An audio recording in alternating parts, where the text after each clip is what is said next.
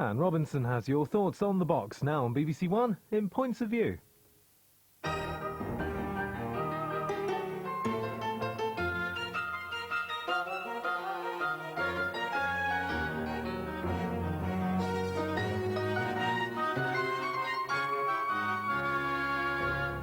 Good evening, and we're nearly out of time. No, really, only 4 minutes tonight. A party political follows. Lucky you. Anyway, let's quickly move on to Jill, as in Dando, who disappointingly last night turned out not to be one of life's natural air hostesses. You have to bear with me because I'm a bit slow. I haven't done this before. Would you like ice and lemon with that? Sorry. This is so difficult. Oh, gosh. I'm going to get somebody to help me with this. I can't do it. Yes, staff, more staff, that's the answer. Jill struggling elegantly on during Fasten Your Seatbelt. Mr. Ollie Driscoll wonders if it isn't all too much for her. How does she make it from plane to beach to studio to promo to Crime Watch to the news? Anne, could you tell her that there's a situation vacant on the cheese counter at my local supermarket? Or is she already serving oysters and champagne in the BBC canteen? No, that's a job for these two. At their silliest, you thought, last week.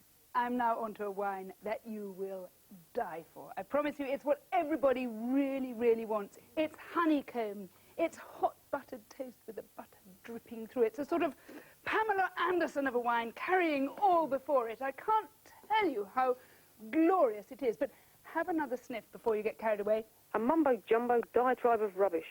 Indeed, another dozen or so calls reminding Michael Barry to wash his hands after fiddling around with uncooked turkey, and about the same again, puzzled by the climate in Albert Square. George and Peggy were outside the Queen Vic in bright weather, but the two nasties in the car washing them were sitting in the pouring rain.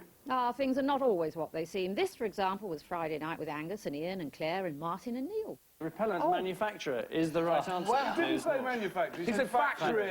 Yes. Same difference. That's not nitpicking. Oh, come on. That's not nitpicking, that's the difference between a right and a wrong answer. Who's lot?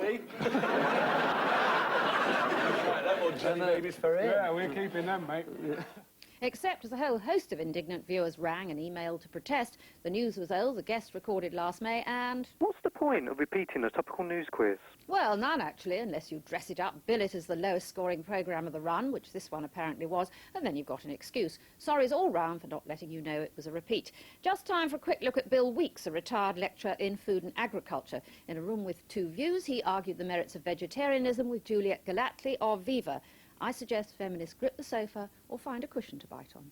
Listen, for 1 second. Sort of putting the truth to you I don't want to talk over I'd you. like to sort of convert you, open your eyes to see the realities of the food production. That's the problem. My eyes have been opened. Oh, dear me, They but have you've been seen opened. some false prophets in this business. You honestly have.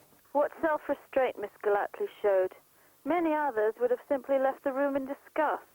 What he needs is a dose of this lot, the SAS of Nashville, cowboy boots stamping, tassels swinging. Who said shoulder pads are out of fashion? I'll leave you with the women of country.